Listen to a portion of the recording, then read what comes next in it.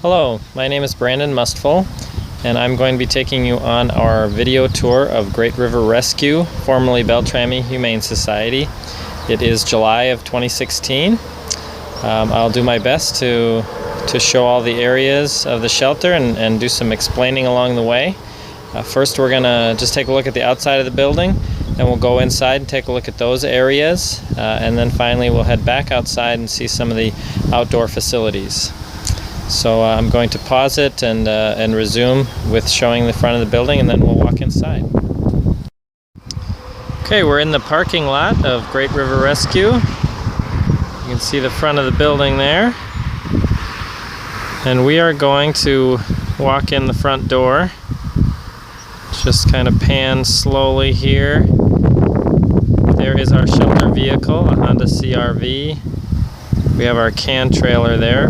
People donate aluminum cans, and we sell those to the recycling company to get a donation for the shelter.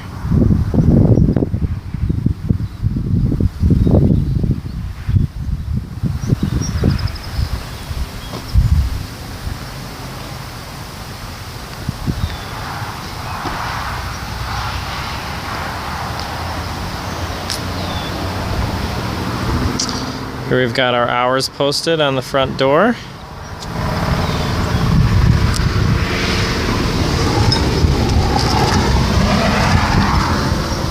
And walking into the shelter.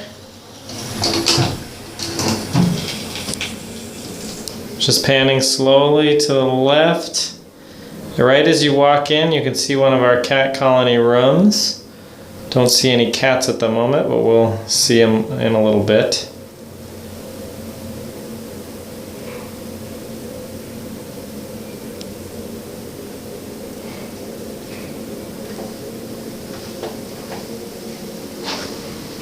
Okay, we're going to walk in through the front door here.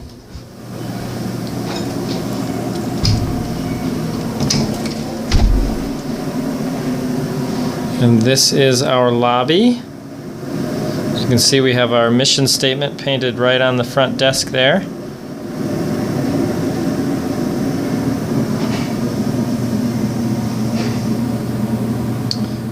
We have some shirts for sale over there.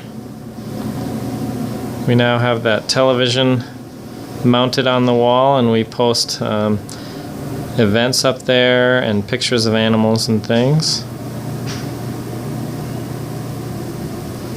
Some information boards. And we do have a shelter store with collars, leashes, harnesses, a few kennels, litter boxes, bowls, carriers. So not a lot, but kind of some things to get people started when they adopt. And over here is our kind of our multi-purpose room. We use it as an introduction room. We have meetings in here. It's just a nice space for whatever we need to use it for. Sorry, there's a lot of sun coming in there. But you can see we've got coloring books and things for kids, as well as toys and brushes and things for time spent with the animals.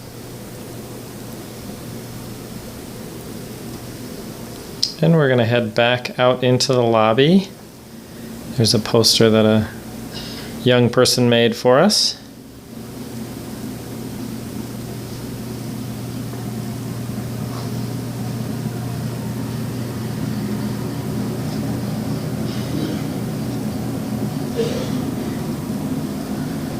And at the front desk here is where we process adoptions.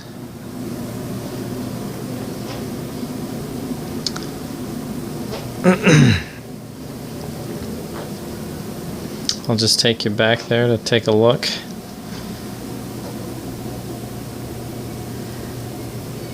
Here is the kennel coordinator's desk. Fairly clean at the moment. Got office supplies over there.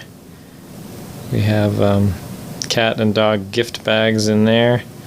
Of course, the microwave. couple of printers.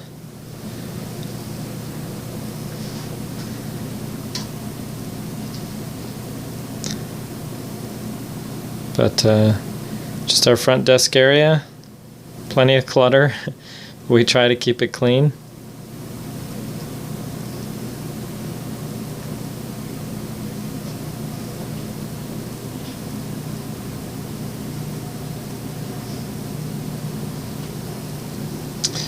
And heading back this way, we have the executive director's office. Clearly a Minnesota Vikings fan.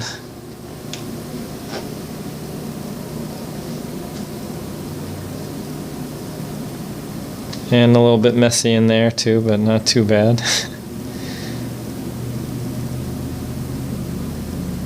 And of course the restroom.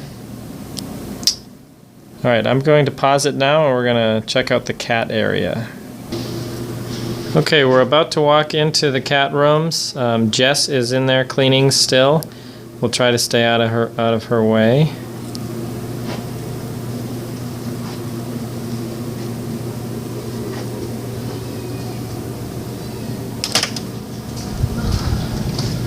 Should be able to get in. Excuse me. So turning to the left,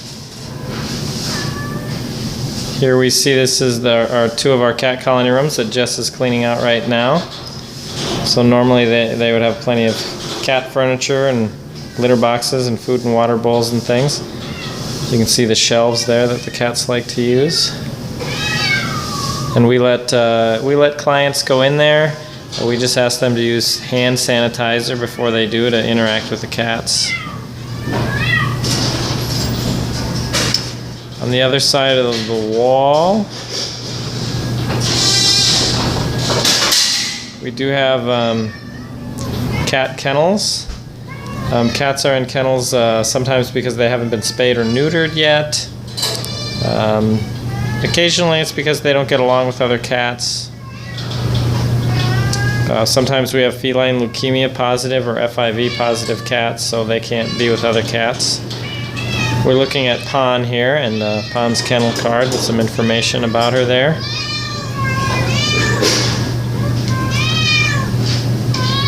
And there is Lily, and she's just waiting until that cat room is cleaned up so she can get back in there.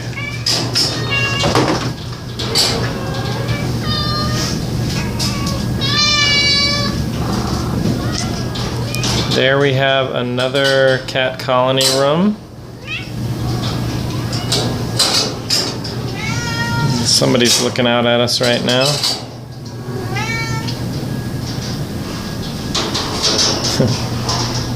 And again, clients do go into these rooms and spend time with these cats during our open hours.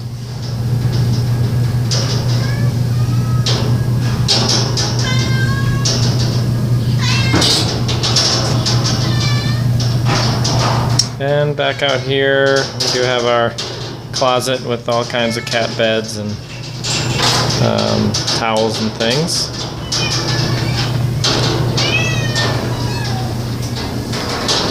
And in these cabinets we keep other supplies. You can see listed there we have the schedule for sanitation of the cat rooms.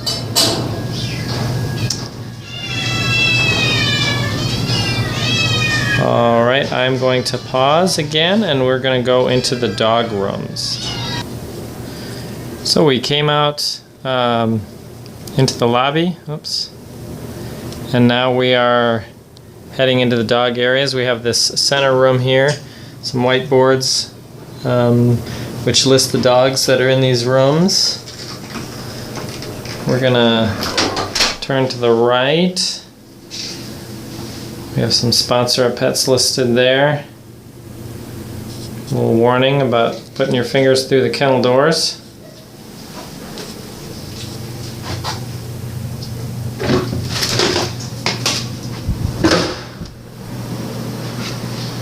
We are in one of the dog rooms. And just show you the counter here with the supplies. And of course the sink for washing the dog dishes and everything.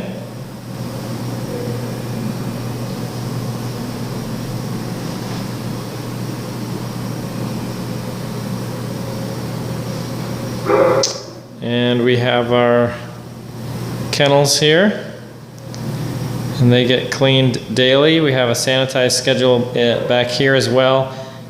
Each room gets sanitized twice per week. You can see the different colors on the wall there. Last year we did cut out the bottom of the walls to change out the material and just make it more water secure, to make sure we didn't have any mold or anything back there. The dogs from this room are outside right now. You can see they have their kennel cards up as well. We just got 6 Pomeranians and Shih Tzus from a hoarding situation. They are all with us here at the shelter. They're outside. And they're a bit under-socialized, so we have a lot of work to do with them. And clients can come in here during our open hours as well. When the weather is nice, then the animals do spend most of their time outside. So we're going to pause it, and we're going to take a look back at the other areas of the building before we go outside. Okay, we walked through the other dog room, which is pretty much the same as the first room I showed you, and we are in the warehouse now. Always a constant challenge to keep things clean and organized back here.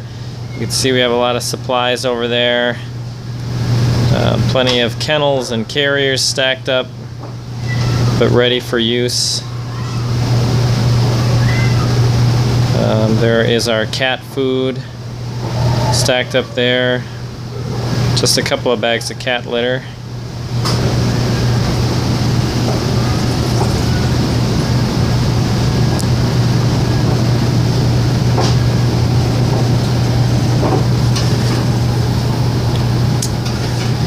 The washer and dryer, and plenty of towels, blankets, bedding.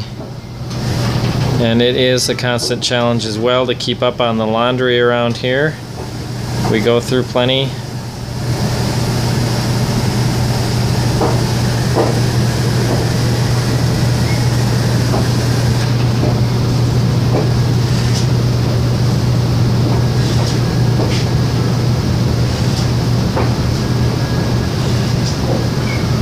Old printers over there.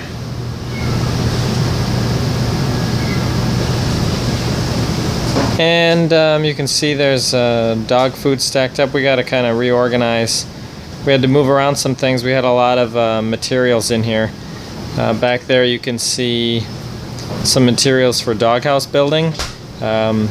We got some money from a donor to build doghouses. So there are 7. Some that have been built and some that are out there right now, and there's just 2 left to be built, so we still have some supplies left over for that. I'm just going to pause it and spin around. So turning around, we have our refrigerator there, full size.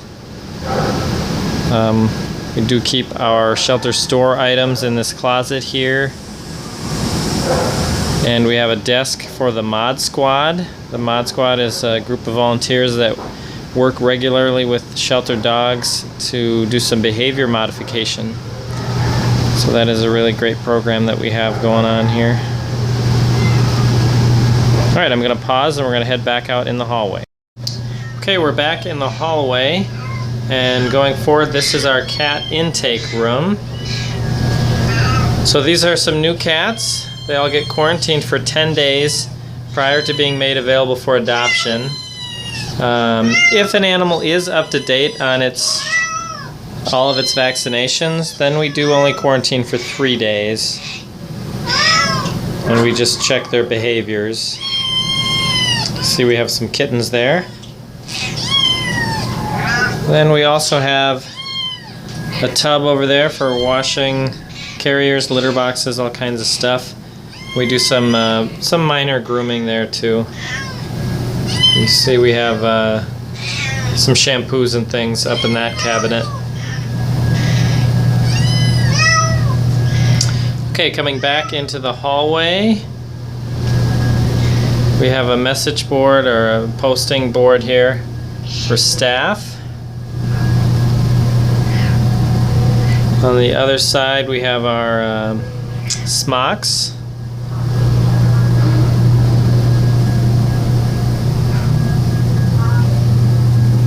Okay, and then down the hallway to the right we have our cat quarantine room.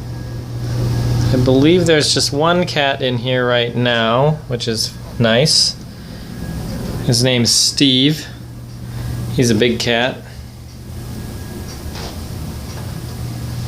Hi, Steve. He's sleeping at the moment. And then turning around, we have our table there. We do blood draws on that table and give vaccines and things. Got a sink, supplies, and there is our mini fridge for our vaccines. And then we have towels and blankets in that cabinet. And then this larger cabinet holds most of our medical supplies.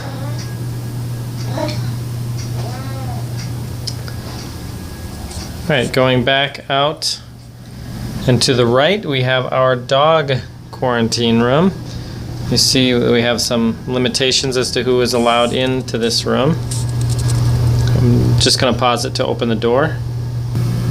Coming into the room we see we have some more blankets, toys, and supplies. In the corner here we have a electric generator for emergencies.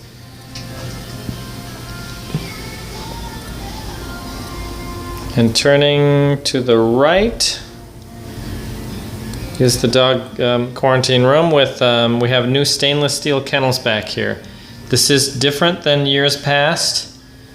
We used to just have some brick partition walls, but those walls were coming down. They were not safe, so we did get a grant to get these stainless steel kennels. And we do have one dog here, a new dog that came from the Bemidji Pound. His name is Zanuck. He looks a little unsure about this camera. Number one choice for more continuous country. And there we have our dog bowls, a sink for washing, and some other treats and supplies and things. You see we have our feeding chart there on the wall.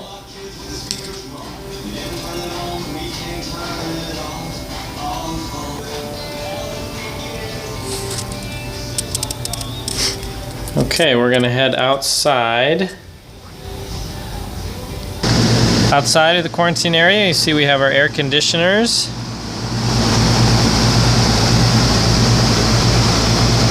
And we have some kennel spaces back here. We have privacy slats up here to provide shade and for privacy. These dogs that are back here are not available for adoption, so we don't really want people asking all kinds of questions about them.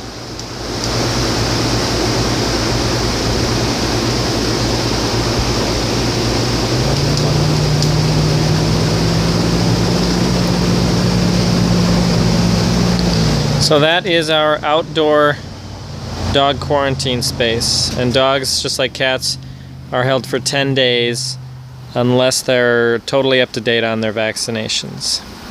Alright, next we're gonna head outside to behind the building to see the facilities over there. We are back in the dog kennel room, and we're gonna go through this door and see the outdoor dog pens here. Since we have all these smaller dogs, we rigged up some smaller fenced-in areas for these guys. And I'm sorry I don't know them by name yet.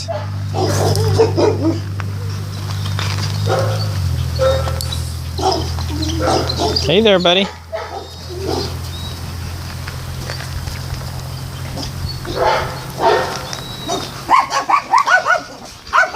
But we have 4 larger areas back here, and we let them out here in the morning just to go potty And sometimes during the day they'll be back here as well.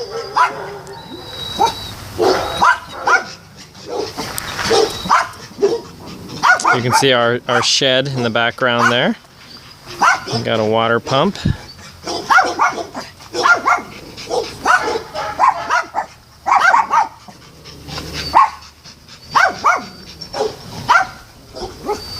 Plenty of weeds.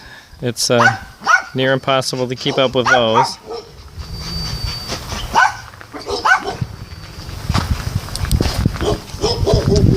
We do not generally let clients or volunteers go through these gates because they leave them open too often. That's why we got the do not open sign on this.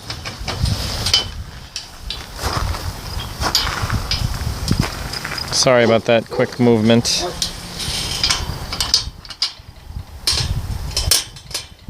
In fact, I'm going to pause it for a second. Okay, we just went through that gate and are back on the outside. You can see we have some fence slats in here now, the privacy slats. We actually use them to help provide some shade. So the dogs really seem to enjoy that.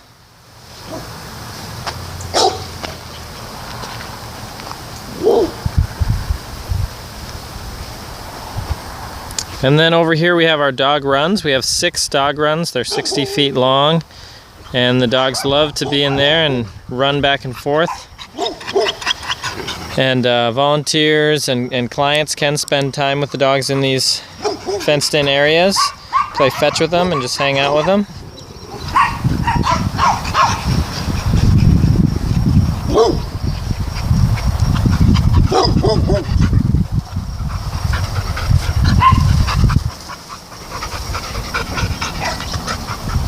That's Wessler over there. We have had some issues with him. Doesn't get along real well with other dogs. So we're being extra cautious with him. Hi, Wessler. There's one of our new dog houses that a volunteer built for us.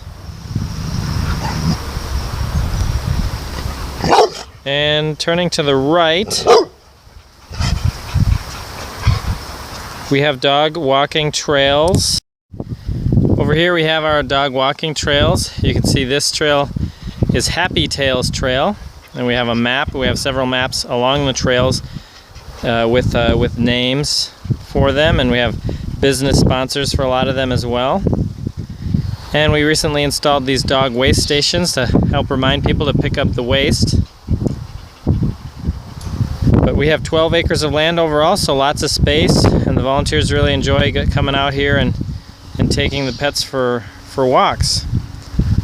I'm actually going to pause again and resume over at our picnic area, and I want to show you that space. Over here we have a picnic area right in the middle of our trails. You can see we have a fire pit there, some wood for burning. So we use this space when we have various events. Recently we had a 1-week summer day camp for kids, and we used this space a lot. We brought a canopy out to provide some shade. So we really enjoy having this.